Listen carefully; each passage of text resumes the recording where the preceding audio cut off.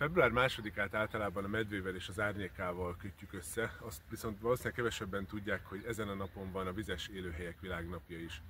Ugyanis 1971-ben ezen a napon írták alá a Rámsári vagy Rámszári egyezményt, és az ezt aláíró országok elkötelezték magukat amellett, hogy megvédik a vizes élőhelyeket, így ez a nap a vizes élőhelyek világnapja. Veszprémben nincsenek igazából nagy kiterjedésű vizes élőhelyek, ennek az az oka, hogy a város alapvetően egy karszterületen fekszik, és a lehulló csapadékvíz elszivárog. Gyulafilátót mellett azonban a földrajzi adottságoknak köszönhetően kialakult egy nagyszerű vizes élőhely, ez a Miklád-láp.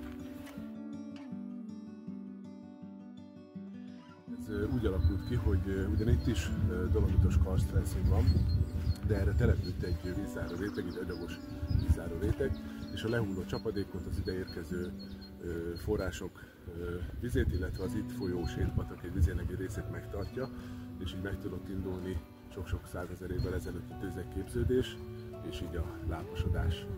A 19. századig, 20. századig egy természetközeli tájhasználat jellemezte ezt a területet, azonban a 20. században az emberi aktívabb beavatkozás hatására elsősorban a bányászati tevékenység, illetve a sétpatak medrének a szabályozása következtében nagyjából kiszáradt a láb, és ez a folyamat egészen az ezredfordulóig tartott. Akkor azonban ismét kedvező változások indultak be, és mára újra egy csodálatos vizes élőhelyé alakult.